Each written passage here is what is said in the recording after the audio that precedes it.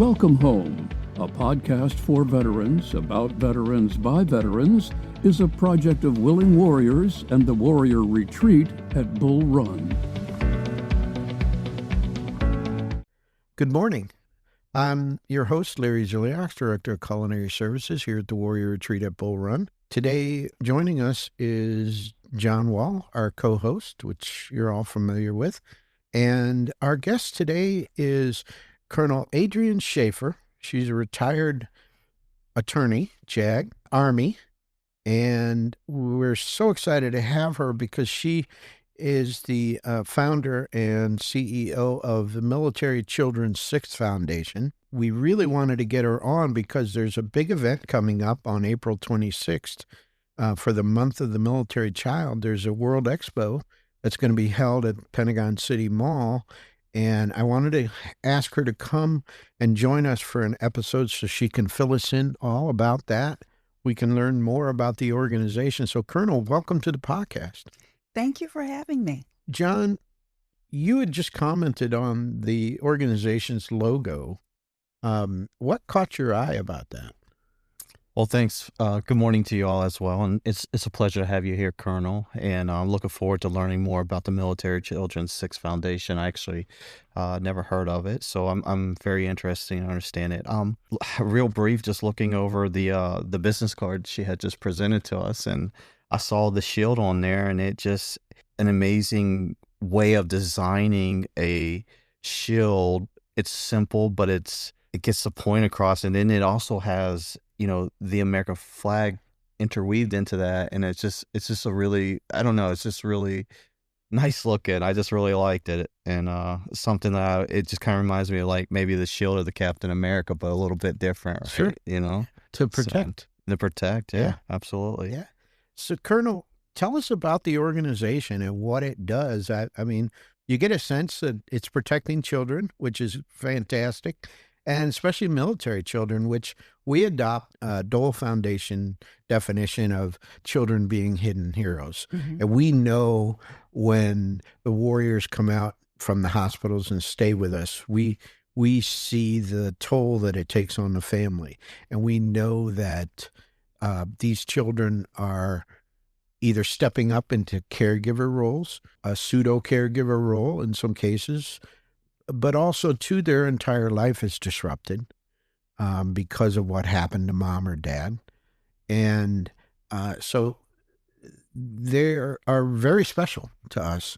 And to have your organization dedicated to them, I think is just phenomenal. Thank you. So it was really interesting that you noted the shield on the card. And the purpose of that shield, we look at ourselves as the protectors and the defenders of our military children, guardians of the ward. And where that really comes from is a Bible verse.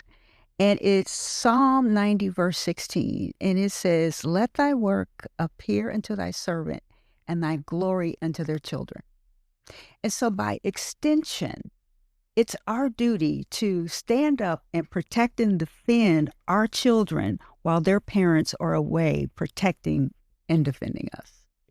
There you go. That's the right there. She pretty much nailed what I was thinking. And it's interesting. It goes back to, what the Bible said. That was in Psalms, correct? Yes. Yeah. That's beautiful. And it's good to have you here and talk about the organization. And so tell us a little bit about your military background. You were a JAG officer, and how long were you in the Army? I always love to challenge people with a guess. I'm going to guess, I'm guessing you easily did 20. More than that. Wow. I served just a hair over 33 years. Wow. Come on. That's amazing. Yes. Thank you for your service. So what did you enlist when you were 7? So I wish our listeners could see you. There's no way. Come on. Really? Wow. Well, I like to think, God is just really good. And when you are about serving his mission, you can't help but to be in a state of mind, mentally, physically, to be together, because people are going to be looking at you, how you stand up and represent and look to defend others. And a lot of ways, they're going to be looking, what is that example standing before me? And what is that example that wants to stand in the presence of my children to be there in my stead? Mm. To be the light as Jesus was the light to Yes. us. Mm-hmm. That's amazing. What's the number one mission of the foundation? Our primary mission is about leadership development and advocacy. With regard to the advocacy, we want to make sure that parents have the tools, the knowledge, and the information to be able to advocate for their children. Oftentimes, we have found that there are certain situations that may be happening with the child, and they may not know how to advocate for their child, depending on what the particular issue is. Mm-hmm. And so we want to be able to provide resources so that they have the information, the knowledge, and the tools that they need to be able to advocate for the best interests of their child. Oftentimes, this could be in a health, medical setting, just social settings. It really just depends. So that's one of the primary things. The next thing is about leadership development. We see our children, they are our warriors.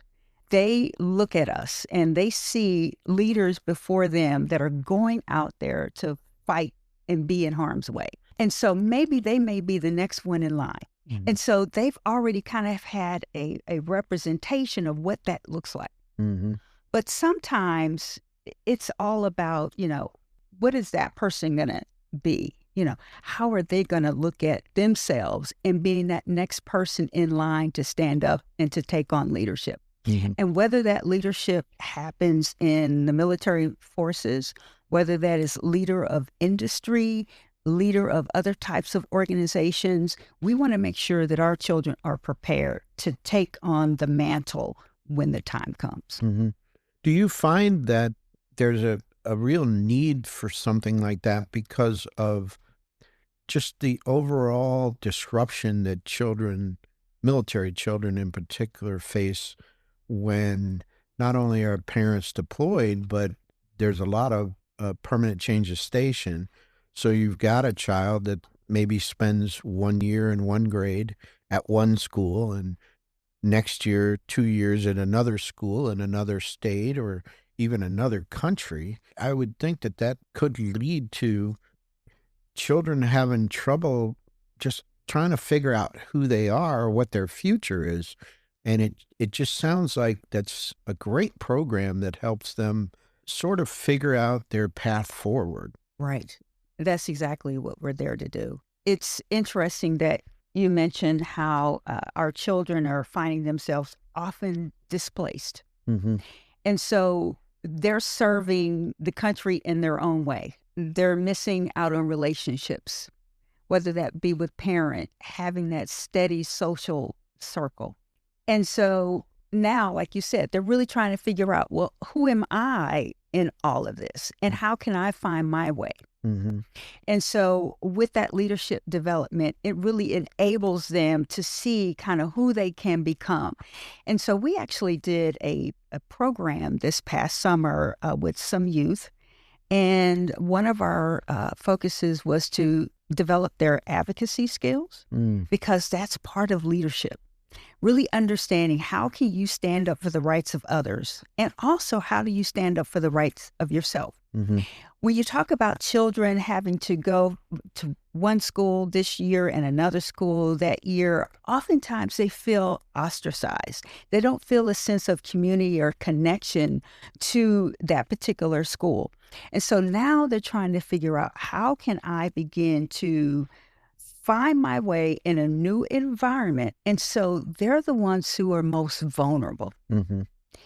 And so when they find themselves in that situation of vulnerability, now they have to reach down deep within themselves to say, well, who am I? I'm a person. I have certain rights, and I understand what my rights are. And so now it's about, how can I best advocate for that to show that I'm just as much entitled to being here as you are. Mm-hmm. And so bringing that out, and then they can stand their ground. They can be there to ensure that that their interests are protected as they navigate all of these different environments. Mm-hmm. Wow, that's pretty good. I served as well, and I was in the Navy, and I remember throughout my career, I'd always, hear stories. You always take it with a grain of salt because you never know, what is true, what isn't, because you're not involved. I was just a single sailor trying to find my way through the Navy, and we would always hear things about kids or see things in kids, and obviously not all of them, but the challenges, and sometimes they get into the adult world, and it's very difficult for them. And I married my wife, and her father was in the Air Force, and so she, from a young age, actually she was born on a base in South Carolina. There are different challenges there, and a lot of things you have shared that you guys have found. She's seen it. She's been involved in it and experienced it. And the good thing is, I think with the Air Force is they typically keep their families together. It's not, they can travel a lot of places, so it's a little different there. She still had that stability with her dad and mom, being home. It's good to see that we have an organization out here, wanting to protect the children and give them those skills sets that they need to be, like a whole, live their whole life. And they can, no matter what their challenges are, they can still, work through those challenges and come out on the better side of the life, and, learn how to lead. And then eventually that probably leads them to, I'm sure you guys probably follow them through their life after you've had them come through the program. Maybe I'm mistaken there, but I assume that as they get into the adult life that they're able to actually go back and help others as well. Yes. So we look at it, reach back. We give them the tools to prepare them to be able to lead the way. Mm-hmm. And so the way we look at it is, we know who stands in front of us. That's a child in need. But we don't know who may stand in front of that child and who they may have the ability to impact and influence. Mm-hmm. And so when they find themselves in a situation that now they must make a decision as to how they're going to move about their life, when faced with a particular situation, we want to make sure that they are ready to meet the moment. Because again, we don't know what the plan is for any one of us. That's right. And so some of us are in situations where we may have the ability to influence just one or two. But then there are others who have the ability to influence more, hundreds and thousands of more. And don't we want to make sure that when they are in that position, that they have the tools to be able to be impactful, empathetic, logical, reasoning, because a lot of people are going to be taking their cues from them. Mm-hmm. Absolutely, we do. We want it to be a positive light, not a dark light. Exactly. Yeah, absolutely. I think, too, that it's so important to build resiliency into children, especially military children, because of the unique pressures that are brought to bear upon them. Military DOD report, the latest report I saw on active duty soldiers and suicide in the military, it included numbers on civilians, including roughly 150 spouses and adults, and I think the number was 43 children that took their own lives. That's way too many. It's just unbelievable. Yeah. And unfortunately, because children have trouble advocating for themselves, their needs very often on military installations go unnoticed, and commands are unresponsive, either because they're unaware or they just don't care that mission takes priority, which it shouldn't when it comes to children, but it does in the culture of the military. The mission is always first. And I'm really thrilled that this month, April coming up, is the month of the military child. Part of why John and I wanted to do this with you was to get the word out. So I know there's a big World Expo coming up here locally in Northern Virginia. That's going to be Saturday, April 26th. And there's a number of things going on, but the main thing is that there'll be a expo, World Expo at Pentagon City Mall, which is right next to the Pentagon, pretty appropriate, which includes a talent show and some breakout seminars, and it's a tabling event for nonprofits such as ours. So we'll be there, and I'm sure there'll be other organizations that are veteran service organizations or military service organizations. But can you tell us a little bit about what our listeners can expect? Because I want them all to attend for sure, but what's it going to be like? Well, so let me tell you a little bit about the purpose of the expo. The main goal was to bring organizations out of their four walls. I say they're either their concrete walls or their virtual walls, because they have something to offer. They have something to offer in service of our military children and their families. Sometimes they may be in places where they can't be found. Or maybe there are families that have exhausted the services of a particular organization and they don't know where to go next. And so let's look at it as two types of organizations. We've got our A organization, the go-to organizations, and then we've got the B organization. That's the one that we may or may not know about. And so the family has exhausted all of the services and resources available that A organization has to offer. But now B organization has some specific needs, some specific capabilities that a family could benefit from.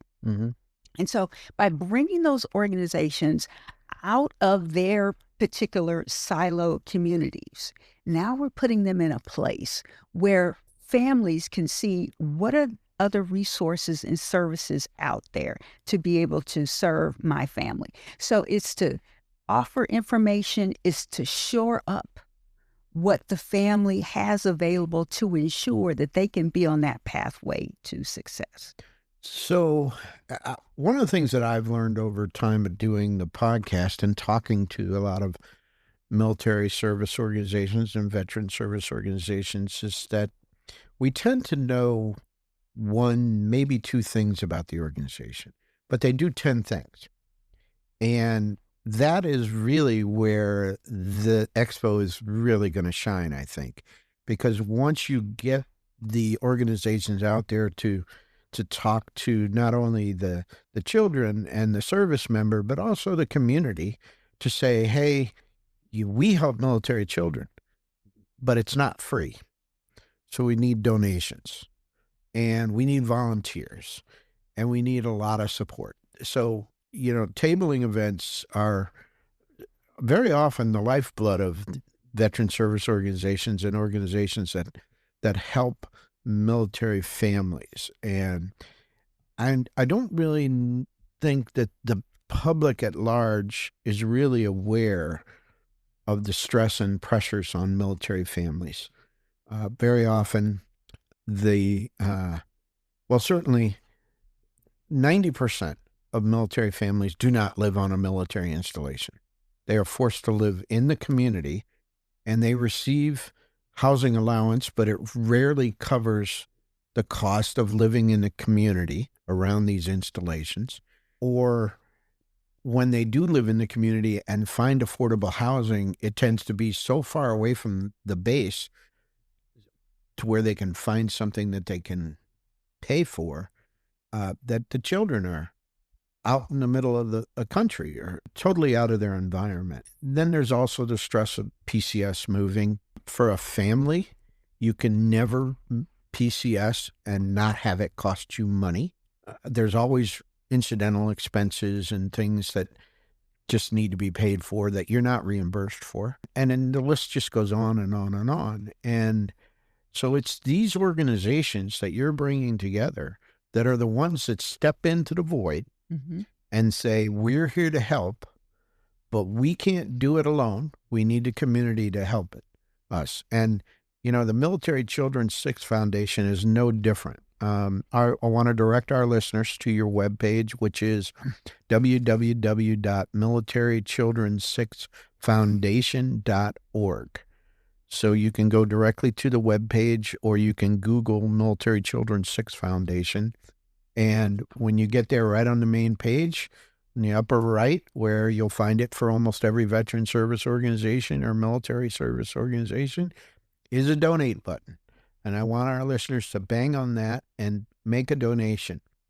Look at the work they're doing and click on that button and give what you can. Now, if it's $5, they'll take $5. Let me tell you, if it's $5,000, they're happy to take that money from you. But you can put it towards a good cause. You really can. The other thing to do is to come out and support Military Children World Expo at Pentagon City Mall. It's going to be a fun day. So what's the lineup for that day?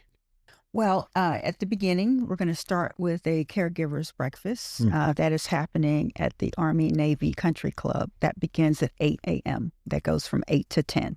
At 10 o'clock, we are starting a Fit to Run. It's a 3K run, walk, roll, push. However you can complete that. Can I drive it? Well, that's the one that's out. Larry, come on, we'll go. We'll make sure we walk it. You can push me. I'll push you. There you go. I can push you. So your physical ability, whatever your physical ability is, we want you to be able to use that. We wanted to make sure that there was like a physical component connected with the expo and really be able to get the community engaged. So now everybody can kind of come out and be a support to military children and the families, and being able to engage in an activity like that. That is the best way to do it.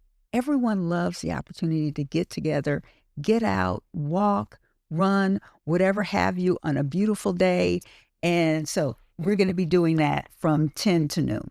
And then from noon to 5 is the expo. And that's where there are lots of things teed up for the day. So we will have a nice opening ceremony. We want to make sure that the community really understands what it means to be part of a military-connected community. And so everyone has an opportunity to see, the pomp and circumstance of military celebration, but it's all for the purpose of celebrating our military children. We want to make sure that they are heard, that they are seen, and that they are celebrated. Also, and so during that, we have various activities taking place. So we have the Dreams auditions that we just did. And so we're looking to bring forth some really great talent to the stage. And the goal is to celebrate, the gifts and talents of our children. And what a better way to celebrate it is in front of as many people to see the gifts that our kids have. The next one is Unbreakable Crowns, because you talked earlier about, what children must endure while living the life as a military child. And sometimes some go through more hardships than others, but they always end up landing on their feet. They know how to make it to the other side. There may be some services that is needed along the way. Sure. But at the end of the day, they can still find themselves having risen through, gotten through those ashes of life, and find themselves victorious on the other side. So that's what an unbreakable crown is about. And so we have 6 categories for those unbreakable crowns. And we've had some some nominations put through for that. And so we can't wait to be able to give those crowns out. The next thing is we have 2 symposiums. We have an education symposium and we have a family health and wellness symposium. So there's really a lot to do, again, for military children so that they feel celebrated, seen and heard. The families can get together and do their things, but the community as a whole can come together and celebrate our military children and their families. Wow. So for folks that don't listen to podcasts or aren't aware of this particular podcast at this moment, are you on any other platforms? Are you getting the word out in other fashions or manners currently? Yes. So we have been doing things on Instagram, putting information out there on Facebook, and we're getting ready to start a pretty intensive campaign on social media to really make sure that we can rile up the crowd and get them interested in coming out to Good. the expo. Come out and support these kids. Yes, Yeah. yes. I love to exactly. see. I'm gonna have to talk to the wife. I might have to get us out there and check Yeah. this out and see what it's about. Maybe hang out at our table. I'm assuming how many vendors do you currently have coming? Do you know? We have approximately 20 vendors. Okay, great. Yes. Okay. And I saw something on your website. We focus a lot on the acting service members currently right now, their families, the children, more in particularly. Is there something out there for children that are with a veteran family that that y'all help support as well, or is it just focused on the ones that are currently serving? Well, that's the whole thing about Military Children 6. We embrace all of our children from military families.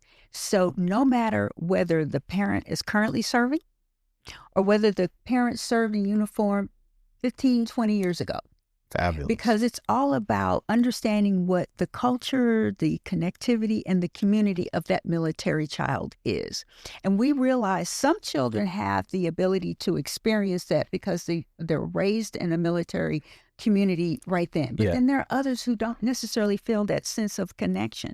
And we want for them to understand that the bloodline of service runs right through you. And maybe you didn't get the opportunity to experience growing up Right. with your military parent in service, Mm-hmm. but we want you to understand what it means to serve Right. and value that service. So again, by extension, because they were the servants who were giving their lives in service and protection of our country, we want to make sure that their children get the benefit of that. That's good. That's really good. There's so many, I'd say, veterans who, don't make a career, and they're out there in the communities and they have children. They may have had that child while they were serving, or children. And it's good to see that we're able, and your organization is able to support them and, still help them out, even though they're not currently serving. So that's really good. Well, once again, the webpage is militarychildren's6foundation.org. I encourage everybody to go to the webpage, check it out, look at all the wonderful work that they're doing. Make sure you donate to the organization. Hit that donate button. I guarantee you it's not going to take long to part with your money, but everybody who goes to that webpage needs to make a donation to make this expo happen, and hopefully expos like this in the future. Well, Colonel, I just want to thank you for coming by the retreat and sitting down for a few minutes with us and telling us about this amazing organization and this wonderful, wonderful World Expo that's going to go on highlighting military children, because for far too long they've just been overlooked. Their needs have been overlooked. Their abilities have been overlooked. And like you say, they are the future, whether they're in the military or they're not. These are future leaders, and they certainly, just by virtue of their environment, come to develop a mindset of patriotism and supporting the military and the community. I mean, so many of our veterans here, or our volunteers, are veterans, and they bring their children and say, this is a way to give back. You have to give back because you lead a pretty special life. And so thank you so much for coming out and really helping us understand what the organization is about and this great event. So thank you. Yes, thank you, ma'am. Thank you for being here. It's an honor to have you here at our organization, and we're honored actually to help support you and your vision and mission. And we also appreciate your service too to our country. So thank you. Well, thank you so much. It's not every day you get an opportunity to make a connection, and a connection that enables you to reach the people that you're really trying to impact. And so thank you for giving us the opportunity, and we certainly look forward to other opportunities such as this. And hopefully we can see a lot of families out there to enjoy the expo on April the 26th. Well, we'll be there. I know that. We'll be there, and it's going to be a fun day. I really appreciate it. But hey, If you have any suggestions or comments, you can reach us at podcast@willingwarriors.org. You can find us on your favorite podcasting platform. We're also available on YouTube, and very soon we'll have episodes on Wreaths Across America Radio. So look for that in the near future. Until then, we'll have another episode for you next Monday morning at 0500. Thanks for listening. The Welcome Home podcast is brought to you by Willing Warriors, a nonprofit organization serving active duty service members and veterans since 2012. To learn more, please visit our webpage at willingwarriors.org.